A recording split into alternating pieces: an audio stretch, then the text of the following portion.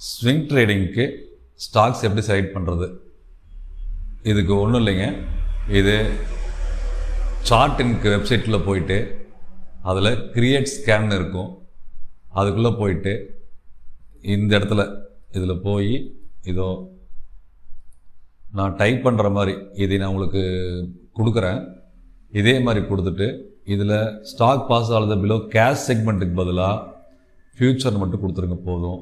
இது ஜென்ரேட் பண்ணிட்டா போதும். இது அப்படியே ஒரு ஸ்க்ரீன்ஷாட் எடுத்து வச்சுக்கோங்க, யூஸ் ஆகும்.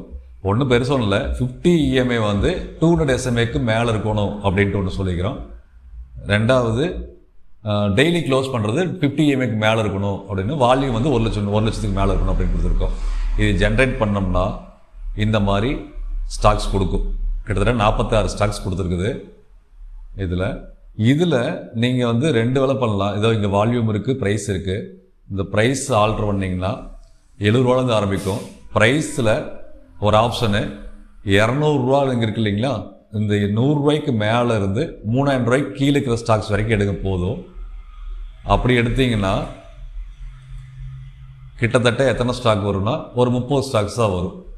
இதில் வால்யூம் ஜாஸ்தி இருக்கிற ஸ்டாக்ஸ் இதை நீங்கள் கண்டிப்பாக நோட் பண்ணி இதையே நீங்கள் ஒவ்வொன்றா செக் பண்ணி பார்த்தீங்கன்னா இதில் ஏதோ ஒரு சில ஸ்டாக்ஸ் இன்றைக்கோ இல்லை அடுத்த 2 நாள் கழிச்சோ 50 EMI டச் பண்ணிவிட்டு திரும்புகிற மாதிரி இருக்கும். ஸோ அதை அந்த ஸ்டாக்ஸ் ஃபோக்கஸ் பண்ணி நம்ம ட்ரேட் எடுக்கலாம். இது ஒன் ஆஃப் தி மெத்தேடு. இது ஒரு மெத்தேடு. இதில் நீங்கள் கவனிக்க வேண்டிய விஷயம், 100 ரூபாய்க்கு மேலே இருக்கணும் ஸ்டாக்ஸு. வால்யூம் எது ஹெவியாக இருக்குதோ அதில் நீங்கள் ட்ரேட் எடுக்கணும். சரி, எதுக்குங்க சார் ஃபியூச்சர் செக்மெண்ட்டில் எடுக்கிறீங்க அப்படின்னா, ஆப்ஷன் ஃபியூச்சரில் எடுக்கிற அப்படின்னா அதோட ஸ்டாக்கில் லிக்விடிட்டி கொஞ்சம் நல்லாயிருக்கும், அது கொஞ்சம் நல்லா தரமான ஸ்டாக்ஸாகவும் இருக்கும். அதுக்காக நான் அதில் பார்க்க சொல்கிறேன். இது ஒரு மெத்தேடு. செகண்ட் மெத்தேடு, நான் என்னோடய ட்ரேடிங் பேஜில் இருக்கிறேன்.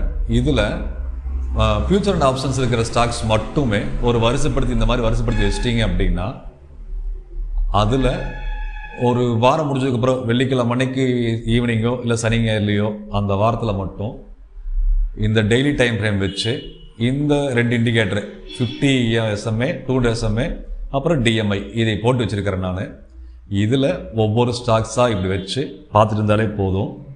எதெல்லாம் 50 SMA பக்கத்தால் வந்திருக்குதோ அந்த ஸ்டாக்ஸ் மட்டும் நோட் பண்ணி வச்சுட்டு அதையே க்ளோஸாக வாட்ச் பண்ணோம்னா அதுவே நம்மளுக்கு ட்ரேடு கொடுக்கும். பாருங்க, M&M மகேந்திரா இப்போ 50 SMA டச் பண்ணிக்குது. அடுத்து ஒரு க்ரீன் கேண்டில் க்ளோஸ் வச்சுது அப்படின்னா நம்மளுக்கு இது ஒரு வாய்ப்பு, ட்ரேட் எடுக்கலாம். கூட மறந்துடாதீங்க, DMIயுமே க்ரீனில் இருக்கணும், அல்லது அடுத்த 2 நாளில் க்ரீனில் வரணும். ரொம்ப ரொம்ப இம்பார்ட்டண்ட்டு.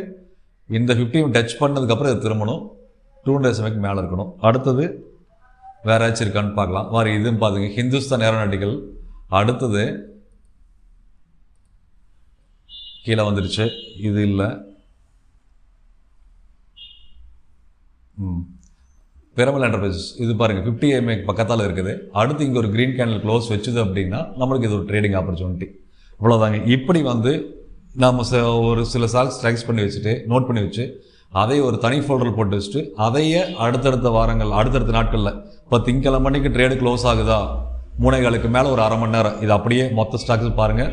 நீங்கள் ஏற்கனவே எடுத்து வச்சுக்க இந்த தனியாக வச்சுருக்கிற இந்த ஸ்டாக்ஸையும் பாருங்கள். எதெல்லாம் 50 SMA டச் பண்ணி க்ரீன் கேண்டில் க்ளோஸ் இருக்குதோ அதே ட்ரேடுக்கு ஆப்பர்ச்சுனிட்டி வைங்க. இப்படி நீங்கள் ஒரு வாரம் பார்க்குறப்போ அதில் உங்களுக்கு 4-5 ஸ்டாக் ஃபில்டர் ஆயிரும்.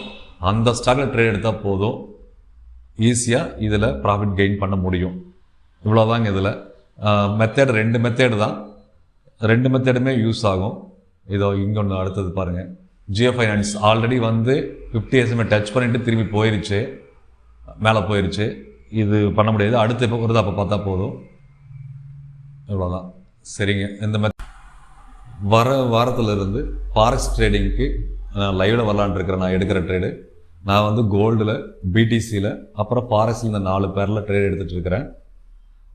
நான் எடுக்கிற ட்ரேடு அப்படியே லைவில் போட்டுடலாம் யூடியூப்பில் அப்படின்ட்டு இருக்கேன். ஃபாரெக்ஸ் ட்ரேடிங்கில் விருப்பம் இருக்கிறவங்களுக்கு பயனுள்ளதாக இருக்கும். விருப்பம் இருக்கிறவங்க நம்ம யூடியூப் சேனலை சப்ஸ்கிரைப் பண்ணி வச்சுக்கோங்க. அண்டு என்னோடய டெலிகிராம் லிங்க்கில் ஜாயின் பண்ணிக்கோங்க. நான் எப்போல்லாம் லைவில் வரேன் அப்படிங்கிறது உங்களுக்கு அதில் தெரியும். விருப்பம் இருக்கிறவங்க பயன்படுத்திக்கோங்க. நன்றி. நம்மளோட ட்ரேடு செட்டப் வந்து எப்பவுமே எளிமையானது. என்னோடய செட்டப்புக்குள்ளே வந்தால் மட்டும்தான் நான் ட்ரேட் எடுப்பேன். அதர்வைஸ் ட்ரேட் எடுக்க மாட்டேன். விரும்புகிறவங்களுக்கு வாட்ச் பண்ணிக்கங்க. இது ஒரு எஜுகேஷனுக்காகவும் யூஸ் ஆகும், இல்லை உங்களுக்கு ட்ரேட் எடுக்கிறதுக்கான ஐடியாவும் கிடைக்கும். விரும்புகிறவங்க பயன்படுத்திக்கங்க.